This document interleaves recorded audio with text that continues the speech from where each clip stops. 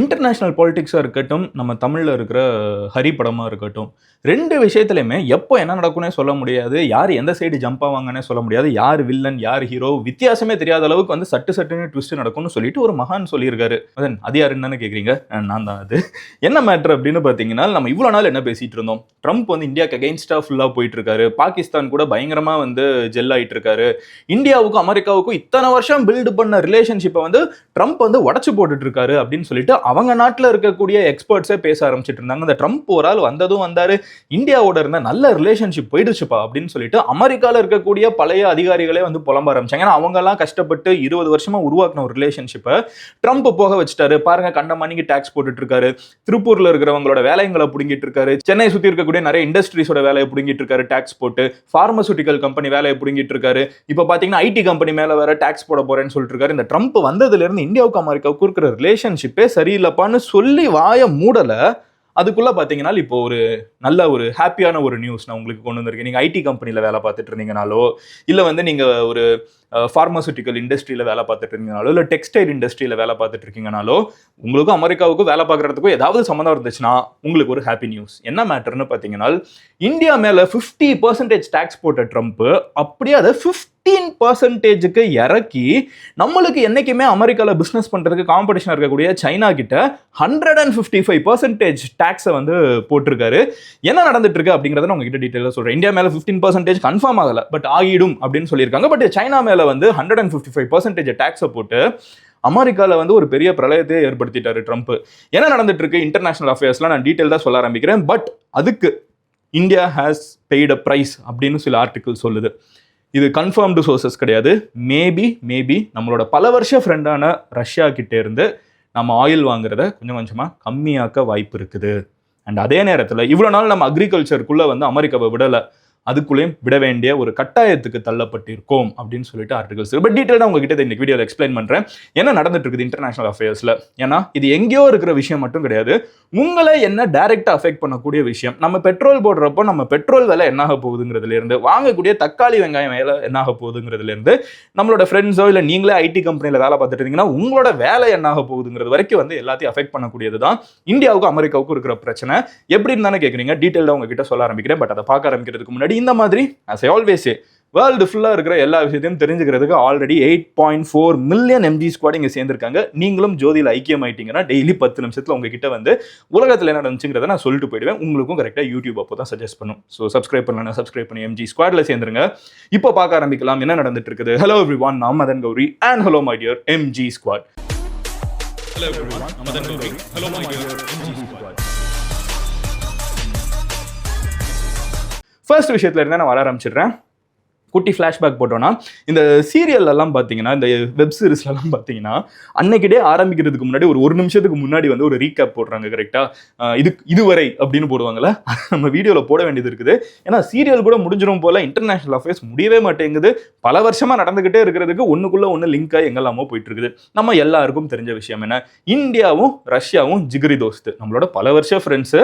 ஆனாலுமே வந்து நம்ம ரஷ்யா கிட்ட இருந்து பெருசாக ஆயில்லாம் வாங்கினது இல்லைங்க. இதுதான் யதார்த்தமான ஒரு உண்மை. ஆனால் இப்போ வந்து இன்டர்நேஷனல் லெவல்ல ரஷ்யாவுக்கு உக்ரைனுக்கும் போர் வர ஆரம்பிச்சதுக்கு அப்புறம் அமெரிக்கா என்ன பண்ண ஆரம்பிச்சாங்கன்னா, ரஷ்யா கிட்ட எவனுமே பிசினஸ் பண்ணக்கூடாது அப்படின்னு சொன்ன உடனே நிறைய பேர் ரஷ்யா கிட்ட ஆயில் வாங்குறதை நிறுத்திட்டாங்க. அப்ப ரஷ்யா என்ன பண்ண ஆரம்பிச்சிட்டாங்கன்னா, ஆஹா என்னடா நம்ம கூட யாருமே வந்து ரஷ்யா ஆயில் வாங்க மாட்டேங்கிறாங்கன்னு சொல்லிட்டு அவங்களோட பெஸ்ட் ஃப்ரெண்ட்ஸ் 2 பேர், யாரு, சைனா, இன்னொன்று இந்தியா. நம்ம 2 பேருக்குள்ள 1000 பஞ்சாயத்து இருக்கலாம், ஆனால் ரஷ்யாவுக்கு நம்ம 2 பேர் பெஸ்ட் ஃப்ரெண்ட்ஸ் தானே. நம்ம 2 பேர்கிட்ட கம்மியான விலைக்கு ஆயில தரேன்னு சொல்லிட்டு நம்மளும் ஆயில வாங்கிட்டு இருந்தோம். Which is a great deal. நம்ம ஃப்ரெண்டுக்காகவும் நிற்கிற ஒரு நல்ல டீலும் கிடைக்குது, பொதுமக்கள் கிட்ட வந்து அந்த ஆயில் போய் சேரிட்டு, விச் இஸ் பெட்ரோல் டீசல் நம்ம ஊருக்கு வந்துட்டு இருந்துச்சு. இதை பார்த்துட்டு இருக்கிற ட்ரம்ப் என்ன யோசிக்க ஆரம்பிச்சாருன்னா, என்னடா நம்ம வந்து ஊர்ல இருக்கிறவங்க கிட்ட எல்லாம் நம்ம சொல்றோம், எல்லாரும் கேட்டுடுறாங்க, இந்த இந்தியாவும் சைனாவும் மட்டும் நம்ம சொல்றதை கேட்க மாட்டேங்கிறாங்க, இந்தியாவையும் சைனாவையும் கேட்க வைக்கணும்னா எங்கேயாவது நம்ம அவங்களை பயமுறுத்தணும் அப்படின்னு சொல்லிட்டு இந்தியா அமெரிக்கா கூட பண்ற பிசினஸ், சைனா அமெரிக்கா கூட பண்ற பிசினஸ், ஓகேவா, 2 இடத்துலையுமே இந்தியா தான் அதிகமா அமெரிக்கா விட சம்பாதிக்குது, சைனா தான் அமெரிக்கா விட அதிகமா சம்பாதிக்குது. ஸோ 2 பேர் பிசினஸ் பண்றாங்கன்னா ஒருத்தங்க அதிகமா ப்ராஃபிட் பார்ப்பாங்கல்ல, அந்த ப்ராஃபிட் பார்க்குற கண்ட்ரியா இந்தியா இருக்குது. நம்மளோட சிச்சுவேஷன்ல இந்தியா அமெரிக்கா ரிலேஷன்ஷிப்ல, சைனா அமெரிக்கா ரிலேஷன்ஷிப்ல சைனா இருக்குது. ஸோ இதை வந்து ஒரு ஆயுதமா எடுத்துக்கிற ட்ரம்ப் என்ன பண்றாருன்னு பார்த்தீங்கன்னா, இந்த பிசினஸ் மேலாம் டாக்ஸை ஏற்றிட்டே போயிட்டு இருக்காரு. விச் மீன்ஸ் இந்த ஒரு ஒரு தண்ணி கேன் வந்து இந்தியாவிலேருந்து அமெரிக்காவுக்கு போச்சுன்னா இதுக்கு 50% எக்ஸ்ட்ரா அப்படின்னு சொல்லி 100 ரூபாய்க்கு போயிட்டு இருந்த தண்ணி கேனை வந்து 150 ரூபாவா மாற்றி வச்சிடுறாரு. சைனாலேருந்து இதே தண்ணி கேன் போயிட்டு இருக்கு அப்படின்னு வச்சுக்கோங்களேன்.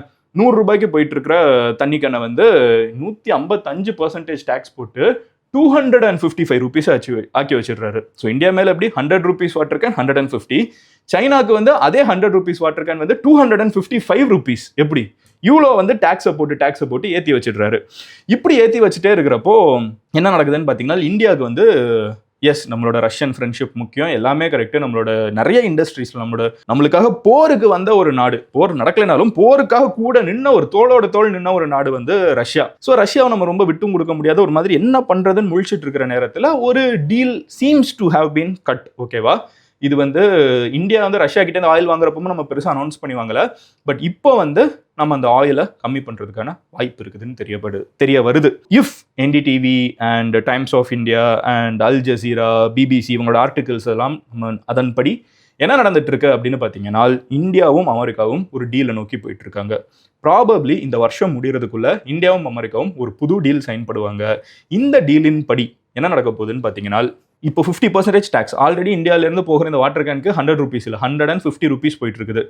இதை 15% டேக்ஸாக கம்மியாக்குறதுக்கான வாய்ப்பு இருக்குது. விச் மீன்ஸ் 150க்கு இப்போ வித்துட்டு இருக்கிற இந்த வாட்டர் கேனை 115க்கு ஆல்ரெடி எப்படி பார்த்தாலும் 100 ரூபாயிலேருந்து அதிகம் தான். நம்ம முதல்ல வித்துட்டு இருந்ததை விட அதிகம் தான் 15% tax. But still that is way lesser than 50% tax. So வந்து இப்போ 15% டேக்ஸ்க்கு கம்மியாக வாய்ப்பு இருக்குது. பட் அதுக்கு இந்தியா வந்து சில விஷயங்கள் அவங்க சொல்றதுல இருந்தோம் நம்ம கேட்கணும். ஸோ இந்தியா வந்து கம்ப்ளீட்டாக இறங்கி போகல. நம்ம என்ன சொல்லியிருக்கோம்னால், இந்த ஆர்டிகிள்ஸ் படி கொஞ்சமாக ரஷ்யா கிட்டேருந்து வாங்குற ஆயிலை கம்மியாக்கிப்போம் ஸ்டெப் பை ஸ்டெப்பா. இப்போ நம்ம வாங்கிட்டு இருக்கக்கூடிய ஆயிலில் 33%, 1/3 ஆஃப் த ஆயில் வந்து நம்ம ரஷ்யா கிட்டே தான் வாங்கிட்டு இருக்கோம். It was less than 2%. அங்கேருந்து கம்மியான விலை கொடுக்குறாங்கன்னா நம்ம 33 போனோம்.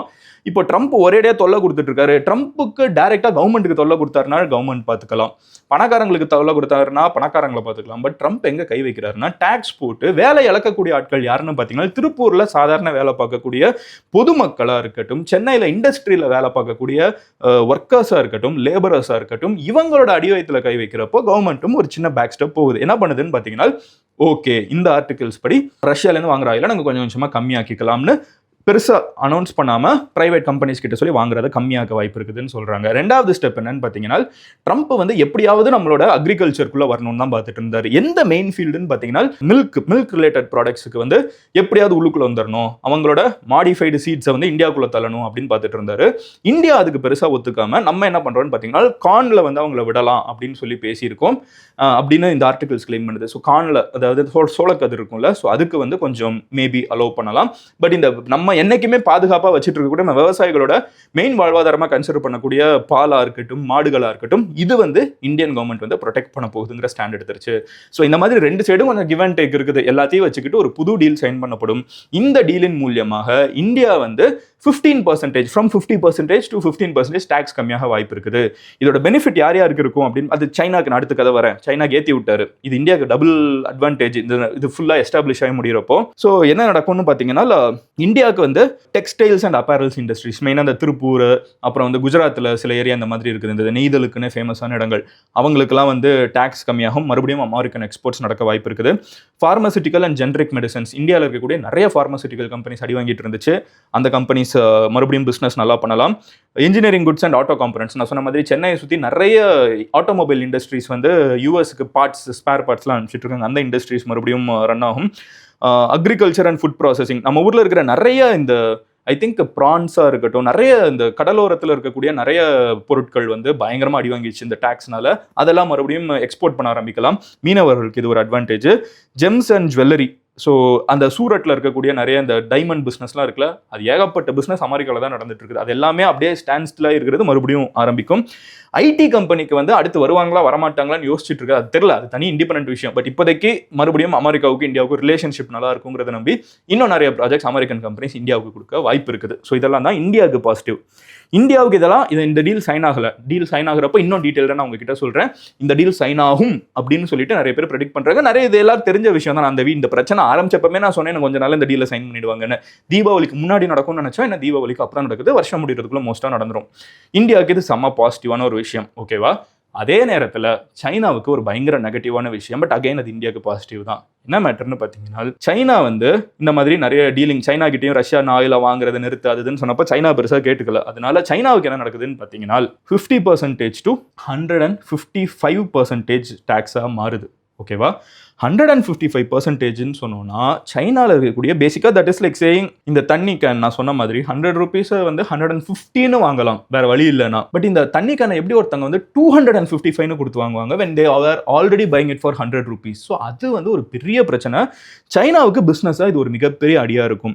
சைனாவில் வந்து 155% டேக்ஸை வந்து ஏற்ற போகிறோம் நவம்பர் 1ஆம் தேதியிலிருந்து அப்படின்னு சொல்லிட்டு ட்ரம்ப் அனௌன்ஸ் பண்ணியிருக்காரு. தட் இஸ் அன்லஸ் சைனாவுமே அமெரிக்காவுமே ஒரு டீல் பேசி சைன் பண்ணி நவம்பர் 1க்கு இன்னும் நாள் இருக்குதுன்னு 8 days இருக்குது. அதுக்குள்ள ஒருவேளை 2 பேரும் ஏதாவது டீல் பேசி முடிச்சிட்டாங்கன்னா அது நடக்காம இருக்கலாம். ப்ராபபிலிட்டி ட்ரம்ப்பை பொறுத்தளவுக்கு anything can happen with Trump and டாக்கோ Trump அப்படின்னு சொல்லுவாங்க. Trump always chicken serve. Last மினிட்ல இவ்வளோ பெரிய ஒரு விஷயம் பண்றதுக்கு முன்னாடி ஆள் எஸ்கேப் ஆயிடுவார். அந்த மாதிரியும் நடக்க வாய்ப்பு இருக்குது. பட் சைனாவும் சும்மா இல்லைங்க. சைனா வந்து ட்ரம்ப் என்ன சொன்னாலும் கேட்டுக்கிட்டுலாம் இருக்காது. சைனா பதிலுக்கு டேக்ஸ் போடும். சைனா வந்து பதிலுக்கு அமெரிக்காவுக்கு போக வேண்டிய காம்பனன்ட்ஸை கட் பண்ணும்.